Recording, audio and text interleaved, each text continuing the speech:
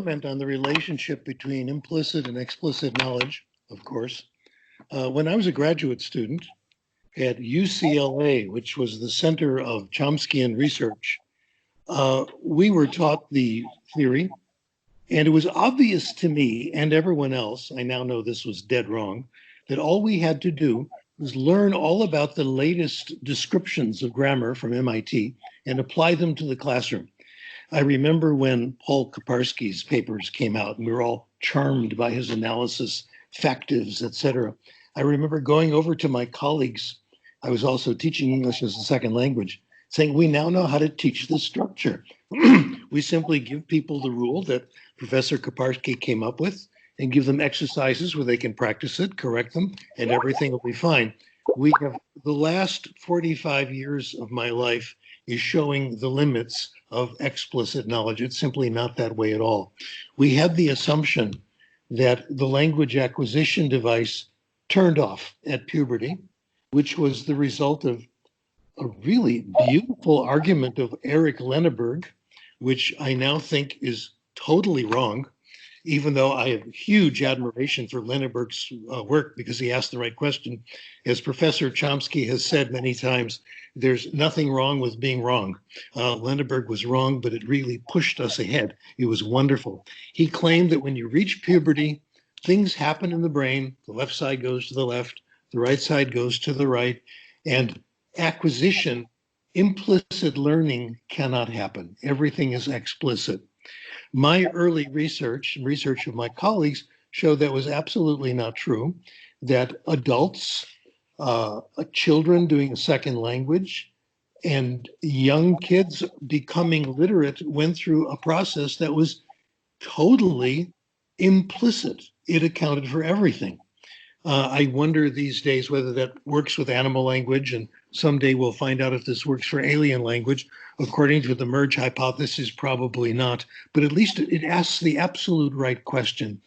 And I must tell you how disappointed I was, how disappointed my colleagues were because of our admiration for the grammatical systems that Chomsky and his colleagues came up with. But it certainly pushed us forward. We now know that it's certainly an implicit system. The similarities are overwhelming. We know that language acquisition at all ages runs on the same engine, which is basically comprehension of what you hear, what you read.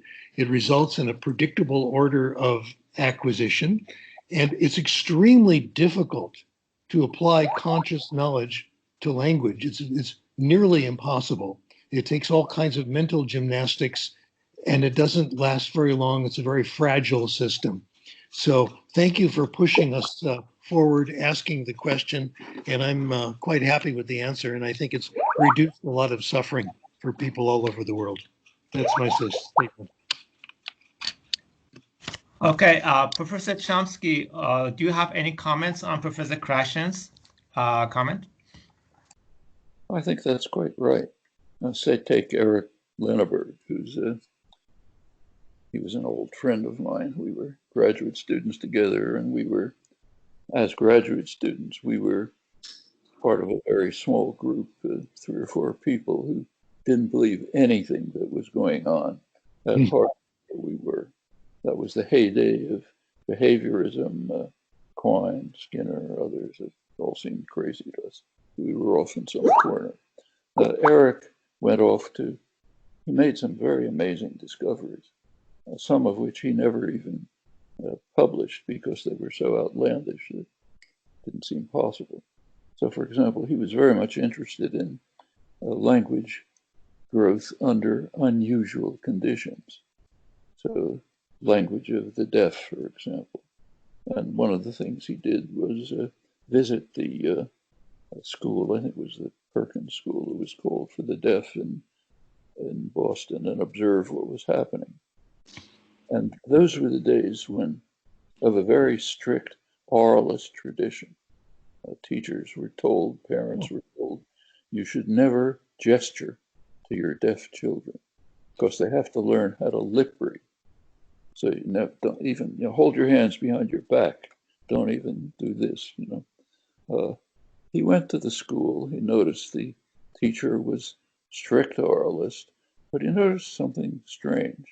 When the teacher turned to the blackboard, the kids started going like this to each other.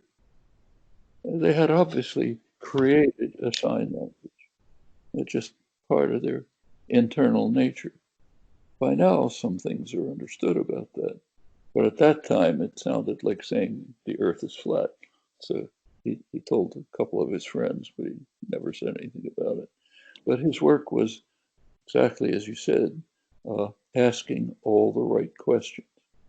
His book 50 years ago, Biological foundation.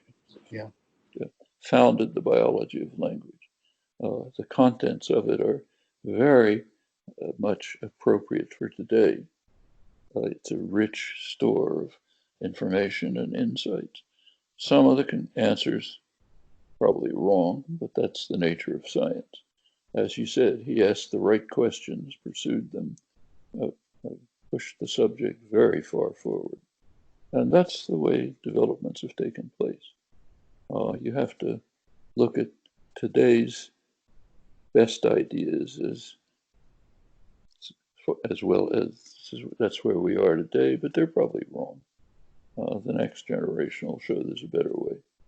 That's the way understanding develops. It's what makes the field lively and exciting. Otherwise, it would be a bore. No point in even teaching.